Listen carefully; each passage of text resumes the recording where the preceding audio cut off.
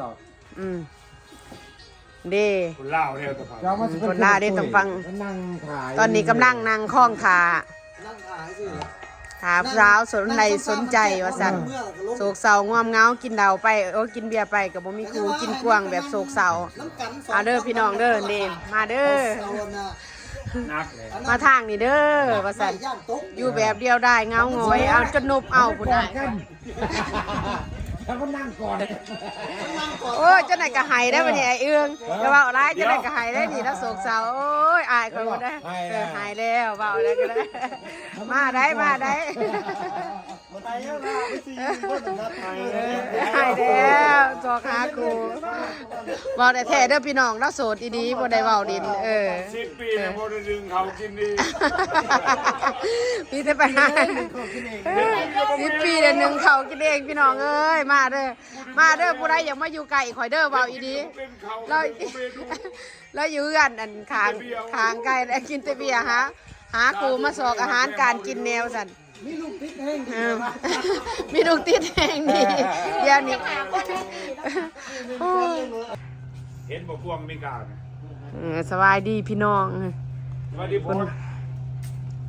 วันนี้มากินอันนั้นไดกวางไดกวางตัวหนึ่งก็เลยมาพุ่นกวางหน่อยตัวหนึ่งพากันอันนี้ขวสิกินส้มกันผู้ดีได้กวางแตงสกีวิ่งเลยกำลังล้างไฟซื้อเบียร์มาแล้วผู้ดีด้วยนะไปยิ่งกวางกับไดเฮ็ดพี่น้องไดเฮ็ดนำพร้อมดิเก็บเฮ็ดมานำเลยได้แกงหนึ่งนะวะ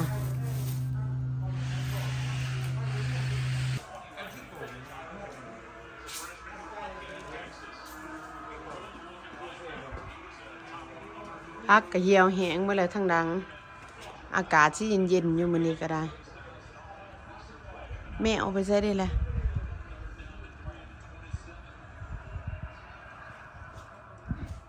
เบื้องดังแล้วคุณปลาหน่อไม้สอมยิ่งเนี่ยสอมยิ่งกวางเอาหนายิ่งไปเบิ่งต้นใหม่ประเกตก่อน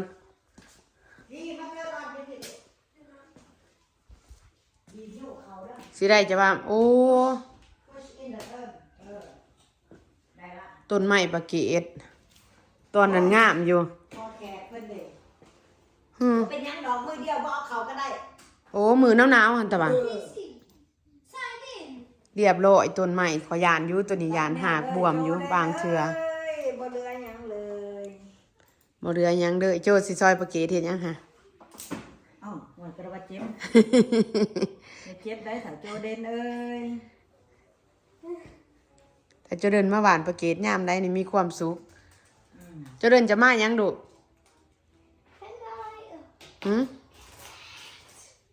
อันแม่กินนะแม่ไปดิขนมเพิ่นอยู่ในกระตาไม้รูมอีเพิ่นว่า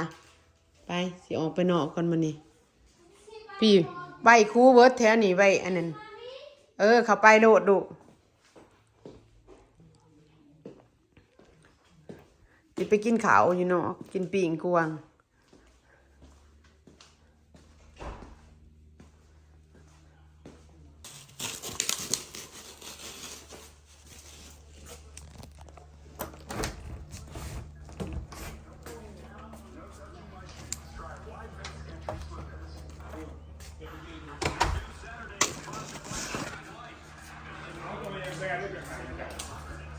อันนั้นบ่ไอ้แขกลูกนาอันไหนลูกนาบ่หันเขามาเอาปิงตัวมันเสียนหอนมันเย็นได้ไปโอ้จับเข้าไปได้หมดเดี๋ยวนี่ปิงป้าทุตอนนี้จับเข้าไปปานมือมันจะหอนแน่เนาะเปลี่ยนมาเห็นยังซุปแล้วพี่จะมาไปอุ่นน้อยหนึ่งเด้อุ่นอยู่ลูกจะกินได้บ่มันร้ายก็เลยว่าเอาพักกันนั้นมาเอาพักการมาเดี๋ยวเป็นอันนี้จังเสียนหอน จับพี่มือ ป้าตัว ไปจับ เอ ตัว อ ติด ก่อนไปหาไก่ มัน ไว้เอา ไม่ได้ เอา เซฟ เอา ตี้ พี่ให้หลานได้ไหม มันเซฟตี้อยู่ ฮะ เราเธอเห็นผู้ โอ้ สาว เจอเห็นผู้สาว เอาให้ละเอาก็ พอดี โซเดอร์นี่อายขอยแล้วโซดี 10 ปีแล้ว ๆ10 ปีแล้ว อยู่ผู้เดียว อืม อาณาถา เอาใครสนใจก็ติดต่อมาได้ได้ล่ะ กา เพราะว่า จะหาคนแบบเข้าใจเฮาอะไรเนาะแบบว่า เออ เฮาก็เคยอยู่บ้านนอกของหน้า อือฮึ มักเลี้ยงเป็ดเลี้ยงไก่แม่นซั่นล่ะมักอยู่เปื้อนน่ะซะเนาะ เฮาอยู่เขตนอกเนาะอยู่น้ำกันแถว บ้าน นี้ นอก แหละ ไหนในข้างหน้าก็ได้ เออ มากินแบบของธรรมชาติ เออ เฮาบ่ทะลุทะยาน อยู่ทางข้างกันเด้อ เท่านั้น เอาเลยใครสนใจติดต่อมาได้เด้อ ติดต่อได้ มาทางนี้นี่แหละ แต่ว่า บ่ว่า บอกเด้อ เอา คาถาเฮาอยากได้ลูกอยากได้ลูกอีกผู้หนึงหรือ2เท่านั้น โอ้มีหมายเหตุดีเด้ว่าของจริงเพราะได้ครอบครัวอบอุ่น เรือแห้งอ่า อยากได้ลูกเท่านั้นจริงอีก แบ่งเข้าไป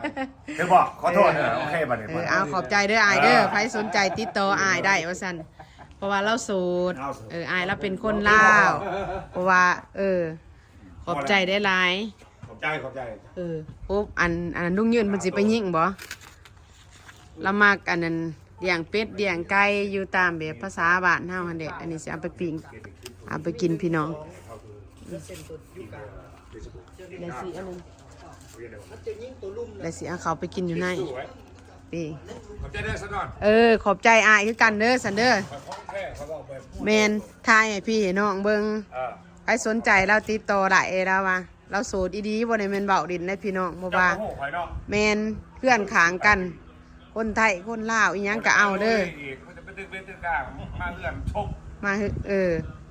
เป็นมิแต่ พาเขาไปโลเล่พาเขาโล ป้าเด้อ ตายไปเลย โอ้ยอย่าเว้าแนวนั้นว่าอันนั้น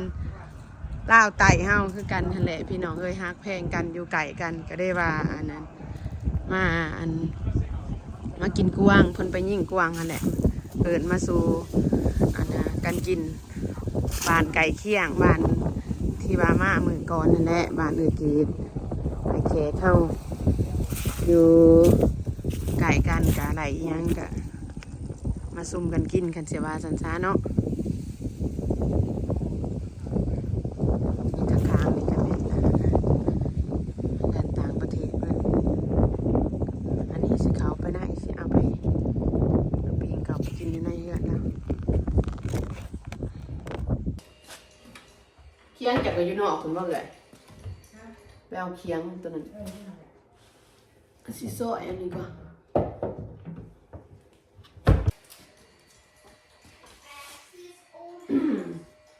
สีลมๆหนาวๆอะไรมันนี่อยู่เนาะปิ้งบาร์บีคิวกวาง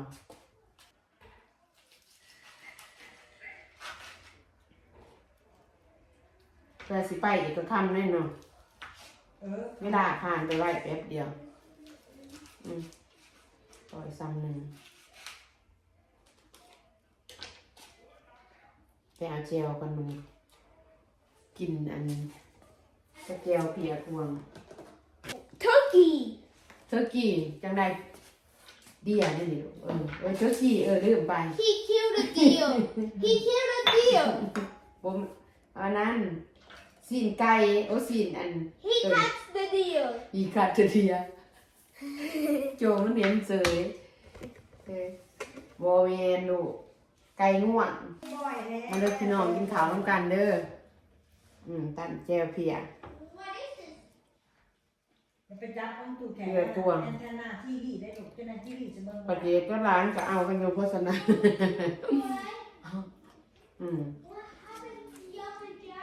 น้องเทมเปิดจะไปจับ ไปจับกับแปลว่า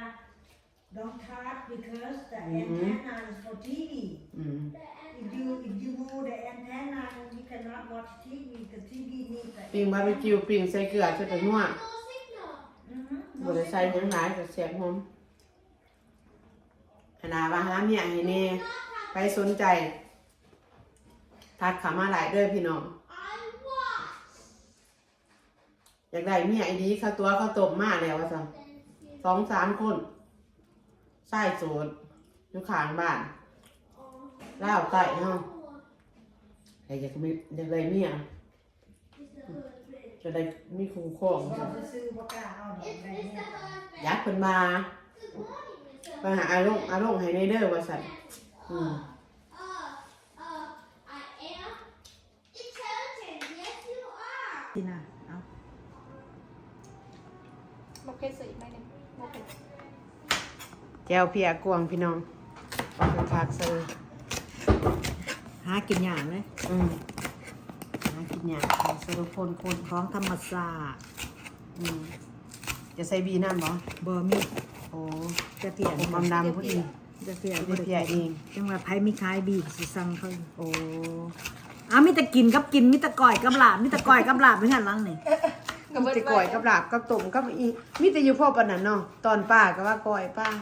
ก็ได้ก็ว่าลาบกุ้งแม่นบ่ลาบป้า เที่ยวมา2เที่ยวอยากกิน ปลากอปีอันนั้นเป็ดทันเด้กับพ่อแห้งแล้วเกือบจะว่าครูทิดข่อยว่าแม่นบ่ คือนั้นมันออกมาอีกมันก็จะกินอีกที่หนาก็จะออก ลาบเป็ดทันแม่นตะว่าลาบเป็ดปิ้งเป็ด กินปีกเป็ดลาบเป็ด มักซุปในเฮือนเอื้อยนี่ เอากันตะกี้อุดรมาเด้อโอเค มีคำเขาอยู่กับว่างเดี๋ยวนั้น ก็แม่นไว้แถไว้ว่านะ จะลืมมันถวยบวงไว้อยู่สิไหน อยากสิงงๆๆๆแน่ว่าจะเอิ้นหยาก เอิญยากได้เดี๋ยวนี้ไก่เป็นพวกเป็นซิติเซนเอิญยากก็ทุกคนได้เดี๋ยวนี้ คือฟังได้เอื้อยข่อยมันเว้า นี่ นี่ เป็นคนลาวมาได้มาเจออยากเป็นคนอเมริกาเป็นคนอเมริกาแล้วมันห้องยากยาก พูด ต้องไปห้องภาษาอังกฤษใจกันได้เดี๋ยวนี้ เดี๋ยวว่าเอาใส่นั่นนิดยางแห้งมีเอื้อยอันนั้นคือสิเป็นเอื้อยเนี่ยล่ะว่าหมู่เราละหันตัวข่อยมาเฮือนเจ้าหั่นนะข่อยฮู้จักข่อยเป็นหมู่กับอันนั้นดิสเกตเฮาแล้วว่าเฮือนอันนั้นอยู่ในวิดีโอข่อยนี่เด้เราเบิ่งอยู่อันนั้นเป็นเฮือนหมู่ข่อยแล้วว่าเฮือนเกตข่อยฮู้จักเราแล้วว่าต้องมีผู้ใดผู้หนึงแหละ อยู่ในนี่แหละเราเบิ่งของข่อยเอาลงหั่นเด้ตัวเขามาสุดก่อนหั่นเด้แต่จินาจะได้บัดนี้เจ้าไหนจินาได้สิได้เซ็นสิบ่มาต้องเอิ้นตอนบ่ทันได้นี่ มารักมาหาผู้ถ่าย จินายังมาหาผู้เฒ่าอยู่จินา Huh? มาเล่นน้ำผู้เฒ่าอีกที ดินน้ำผู้เฒ่าหรือสิดินน้ำไวโดดตอนนี้กำลังครูเอากองจับมันไวโดดเพื่อเป็นหลักฐาน มาอยู่นี่ถือกูได้จินา ที่น่าจะกินเฟิร์สก่อนเรามาอุ่นอันนี้เขาเขาว่าเขาจะมาจัดให้ว่าอายเจ้ามาแล้วเขาบอกกินเขากินปิ้งกิน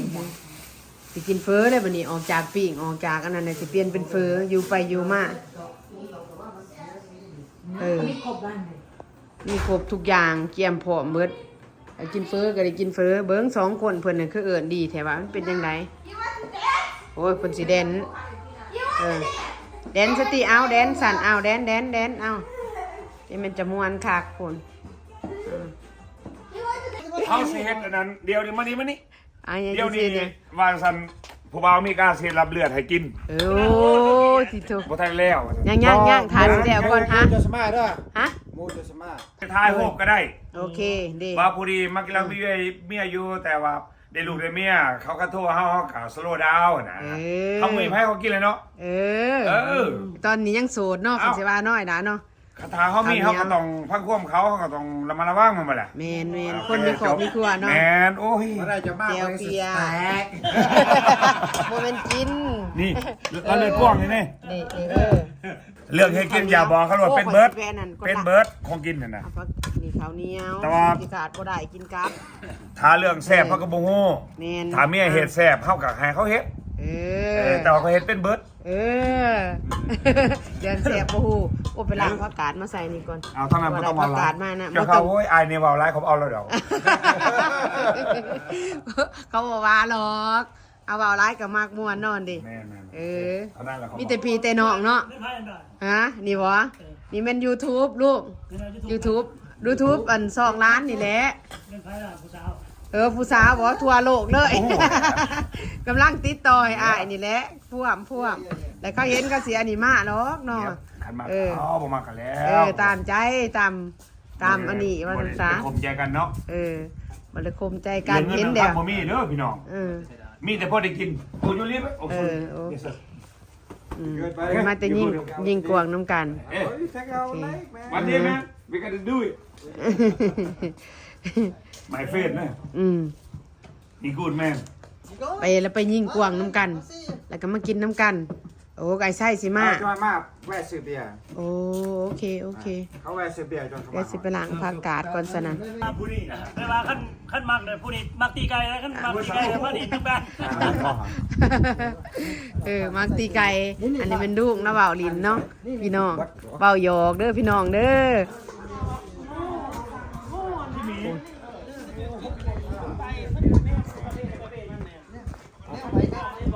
สบายดีไอ้ใช่สบายดีอ้ายนี่ สบายดีตามมาทาง ตังนาง ให้เราโอเค เขา จะไปพูด ของคอยไหว้ใต้ขาได้ก่อน เด็บริการก็ดียังก็ดีเวิร์ดนะอายอันนี้ฝน เป็นยังโมเมียมีเสย ยังบ่มีเมียเสยสาเหตุย้อนยังวะนี่ เรื่องยังก็ยาวมันบาเวของเฮา บ่เป็นหยังจะน้อยก็ได้ดอกได้ ความหมายของว่าเฮาว่า เขาในกล่องนี่มันเรียบร้อยโดดนี้ มาไม่ได้กับแบบนั้น ขอบใจอายขอบใจได้หลายขอบใจจะน้อยติดทานไฟได้กับปิ้งอีกมื้อนี้กินแต่ปิ้งจำแจวเพียกับอันนั้นบ่ได้ลาบบ่ได้บ่ได้ต้ม เจ้าซีบลูก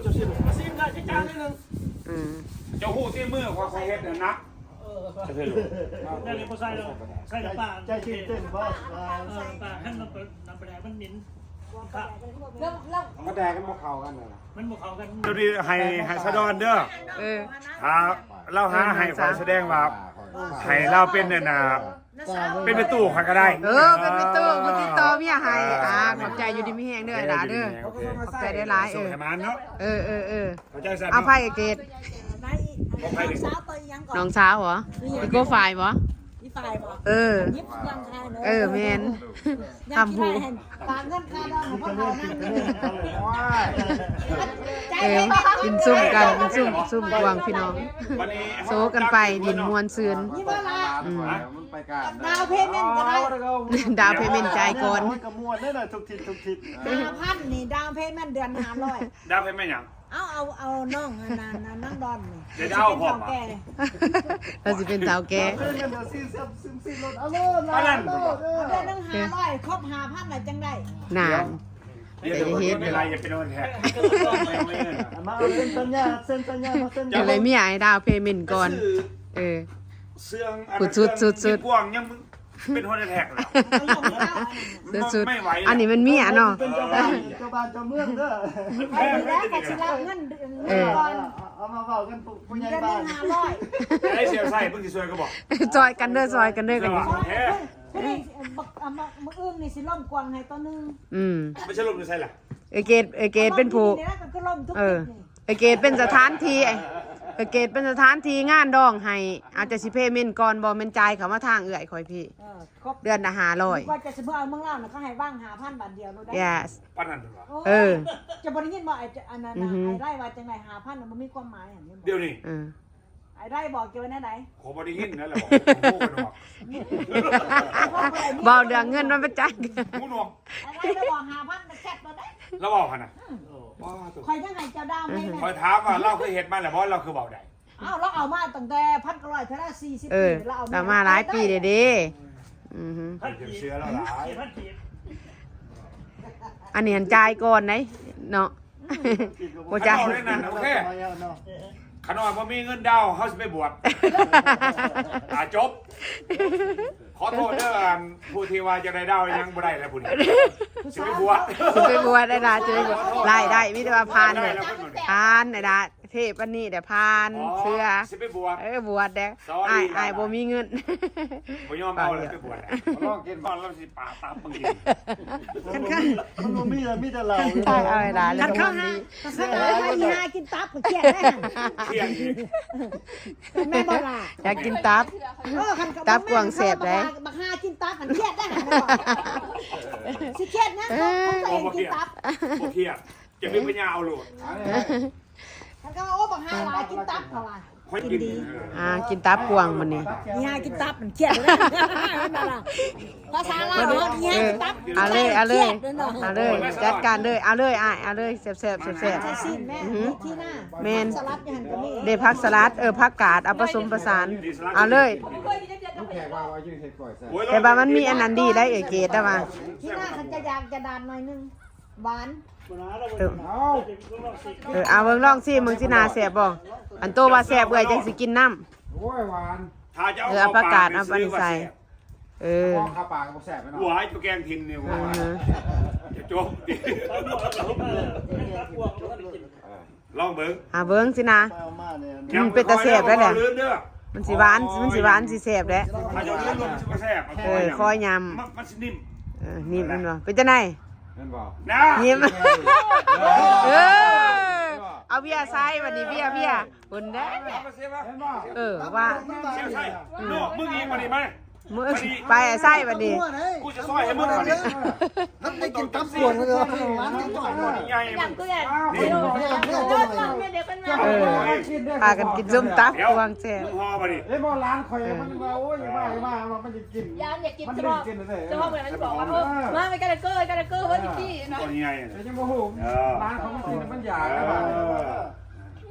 ซอยกินหน่อยซอยกินหน่อย ให้กินแต่ตับเลย เอาอีกหมอ ให้ก็จะกินแต่ตับ แล้วไปนี่ต้องได้ดาไปนี่ดาแห้ง เล็กน้อยเนาะ โอ้ร้าน กา คอย จัง น้ น้ อ อย ย มันไปการมันลงให้กับแม่เด็ก โม เบิ่งโม วันนี้มาโอ้วันหัวยังมาอยู่ แซ่บบ่ใส่แซ่บบ่ ร้านคอยกินมันมันกินนะมันกินได้ป่ะเนี่ย มันต้องคอย ฉันบอกคอยปูกับปลาขดผ้ามันเห็ดมันได้กิน จะ เล ไม่ ย ลื่นโหลดแล้วมันบ่แสบแม่แล้วจะลื่นแหละ บ่ทันได้เข้าปากซ้ํมาซั่นซะเรื่องบอกก็บอกสิคนบอกให้กินเขาต้องเอาหน่อยปากก็ยังเขาเนาะ ถ้าไผบ่กินกับขอโทษน้ำไอ้นาแล้วว่ากินกวางเพราะว่ากินอันผู้กินดิบก็กินดิบเนาะถ้าสิว่าผู้กินซุปก็กินซุป คือบอกคอยอยู่ใส่ เขามาทำก็บอกเป็นตะกินเนี่ยเขาอยู่ ทั้งกิน โอ้มันจังหอมเนาะเอาไปขี้หูใส่ต้นไม้ขี้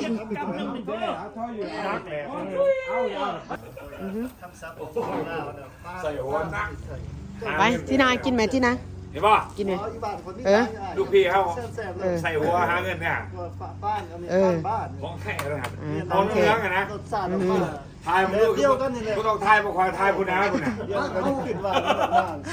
หาเงินแต่ของจริงเนี่ย เขาเลย มันเมาเหล้าเลยฮะตัวหาเงินเนี่ยของจริง บ้านเขา ผักกาดผักสลัดลูก แม่จะมาย่อมมันเลย ตัวน้อยก็หน่อยเฮ็ด มันเล่นตรงไหนเฮ็ด เดี๋ยวไปเฮ็ดหยังกินหันเฮ็ดหัน นั่นแหละไปกินเฮ็ด เฮ็ดหยังกินเฮ็ด เฮ็ดไม่รู้แซ่บ แสบยำ เนี่ย โอ้ใส่แกง เฮ็ด มา อ๋อ อันเฮ็ดค่ะเฮ็ดขาวนี่สิเป็นหยัง นี่เจ้า อ๋อ เจ้าเอาสิ้นยุบย่วงมานี่ไปอ้อมใส่เฮ็ดหูหนูน่ะแล้วก็ใส่ผักซี่นั่นนี่ แม่นแซ่บแล้วก็ใส่อันนั้นเด้อ สุดตะนั่น ซีดมันนั่นแล้วก็ใส่อันนั้นน้อยหนึ สิ้น ง ยุบย่วงหั่น แยกไปใส่รถ เขากินยังมีอยู่กัน ใส่ไผอีตูเด้อแซ่บเด้อไผอีตู แคลิฟอร์เนียก็เลยก็สิ่งโบราณไปเรียนบ้านเขาไฟสาว คืออันนั้นใครแน่หรอกมันเย็นๆอยู่ซ้ำหันอันนั้นก็แกงใหญ่นึงนี่ล่ะที่นาเอื้อยยังอยากไปหาอยู่บ่ได้ไปหายังบ่ทันได้อันนั้นเทื่อบัดอันนี้ก่อนยังสิไป กูจะเฮ็ดเหรอเห็นบ่นี่จะไปเป็นไผ โอ้สีนกวางแซ่บ เขาสิฟังให้ยังขึ้นเขาขา ๆซอยเอาตัวมันสุกก่อนซอยตัวเอาสุกก่อน มันจะละลาย ร้อนร้านแกงเลย บ่ได้เรื่องแค่นี้น่ะไปล้างไม้ที่เคียงนั่น ได้แล้ว ปีนก็ได้ปีน เขาบอกอยู่หลังไง ปิ้ง อย่าล้างนะ ล่างบอก ปีนเคียง ปิ้ง กดออกคนต้องทิมได้มาไว้คนสำได้มาขอยได้ ปีนก็ได้ ก ร้อ ระ น ดูกกระเดกกระดูก ปีนทางก็ได้ เราเป็นคนลาว แม่นได้เบิด คอยเกิดเป็นคนเราภูมิใจที่เป็นคนเรา คนเนี้ยพระเอกร้องเพลงได้ตัวเอกร้องเพลงตอนนี้ โอ้ยจะเป็นเศร้าขนาดนี้เรื่องเลยเราจะได้ดู ดีใจเกิดเป็นคนลาว ยังมาทา แต่ งกัน ว่า เด้อ หากคนลาวบ่ฮักคนลาวเดี๋ยว บอลลูกอีซีกระหอกมาให้บายืนให้ก่อยกินเด้ เป็นอะไร เราว่าบอกว่าโลด เสียใจคอยอยู่คนเดียว เสียใจคอยบ่มีเพื่อน แต่เดี๋ยวนี้ก็มีแล้วร้ายเกินไป เฮ้ยเดี๋ยว พี่บอกแต่ว่าพี่เขาทำยังไง เอเว่นไปแดนหรือไม่ไปฟังแดนมาหนี ขอโทษนะสนอเนี่ย ไปไหนเอาเลยตามสบาย คือค่อยบอกอะไรจะมีหาให้ดีๆค่อยบอกใครเข้ามาจบ เราจะไปเบี้ยต้องด่า กินแล้วกินเบียร์นี่ผมสุดยอดเลย เก่ง I just don't play more. บอกโลดว่าพาพี่เมียเขาเอาเบาเขาบอกเขาต้องกินเบียร์นี่นะมึงนึงเศร้าปวดประสาท คุณอ่ะกิน That's เบี้ย my intention. I don't want มันมามันจะ to. เลยเยี่ยมโม มันมาไม่ได้ไปเบี้ยมึง They run everyone. คนเล่ากันนะ He ไอ้ needs to be outside running, but not by แต่บ่เอ้ยเอือบแซ่บบ่ เยอะ คักบ่ เยอะ So next time I'll I pick text one you up. and your husband at the same time. จะลองแท็กสองคน แต่ อยู่ ว่า เนาะ เอามาดีก่อน Yeah, I know. เอาเมีย sick. ต้องได้ลูกนะเอาลูกไปเลยบอก จะแท็กคนเดียวอะไรต้องแท็กสองคน ผู้ดีแหละเนาะซ้ำนิดหน่อยแข็งเนาะ สิงาม ไม่ใช่ Only by then, I'll for sure. I'll go get But extra shots. Thursday we should with my sister, โอเค right? Yeah. ถ้า Thursday เรา with เวลา my ต้องมี sister. ลูก I can't stay that long. I have to go to the next house. เมเชียว มันต้องการหนึ่ง ถ้า แถ จะ ม ไป ส ช อง ม นี่เด้อ ถ้าเอาไฟเขาต้องจะได้มีลูกถ้าทำไม่มีลูกบ่ผ่าน ผู้บ่าวคำด่า เขาจะได้ลูก That one, there's like- ถ้าคนที่เอาลูกเขาเอาขอโทษได้หลาย it's a ของ real แท้ thing, เอาไปพี่นาน ถ้าเอาพิษขอโทษ อ้ายเจ้า man. I make that plan. เอาแท้นี่ Y'all can stay there. I gotta go. ไม่บอกสะดอน เออ Listen, when ไม่ that ค้าง ไม่บอกไอ้จอก feel I cuts don't have back, a choice. I gotta go. especially the time Ano ko ba po? be out there too, brother. เป็นยังไง ฮะตอนกินตัวปิ้งใหม่ๆครับ กินอะไรกันดอก ปิ้งใหม่แซ่บได้ Good night, good night. มาจู ขอบใจเด้ออ้ายเด้อไอ้อึ้งไอ้แขก เดี๋ยว ไอ้อ้ายไอ้ดาไปยิงมาสุนองสนุ หยุ ก ด กิ ก่อน น คนจะเปิดเพลงแซ่บฟัง เอาอืมเด้ คนเล่าเร็วแต่ฟัง คนลาได้ต้องฟัง นั่งถ่าย ตอนนี้กำลังนั่งคล้องขา นั่งขายสิ ขาสาวสนใดสนใจว่าสั่นโศกเศร้าง่วมเหงากินเดาไปกินเบียร์ไปกับบ่มีครูกินกวางแบบโศกเศร้า น้ำกันส มาเด้อพี่น้องเด้อเด้มาเด้อ เอาน่ะ นักเลย มาทางนี่เด้อว่าสั่น ย่านตก อยู่แบบเดียวได้เงาหงอยเอาจนนบเอาพุ่นน่ะ แล้วก็นั่งก่อน โอ้ยเจ้าไหนายก็หายได้บ่เนี่ยไอ้เอื้องจะเว้าร้ายเจ้าไหนายก็หายได้นี่แล้วโศกเศร้าโอ้ยอายคนบ่ได้หายแล้วเว้าแล้วก็ได้มาได้มาได้ มันตายแล้วนะไม่สิบ่ต้องนัดไป หายแล้วจอกหาครูเว้าได้แท้เด้อพี่น้องเราโสดดีๆบ่ได้เว้าดิน10 ปีเนี่ยพอได้ดึงเขากินดี พี่จะไปหา10 ปีเดือนหนึ่งเขากินเองพี่น้องเอ้ยมาเด้อผู้ใดอยากมาอยู่ไกลข่อยเด้อเว้าอีดี เป็นเขา เราเราอยู่กันอันคางไก่แล้วกินแต่เบียร์หาครูมาสอกอาหารการกินแนวสันมีลูกติดแห้งดีมีลูกติดแห้งดีเดี๋ยวนี้ เป็นจะกินกันหน่อยนะ เออ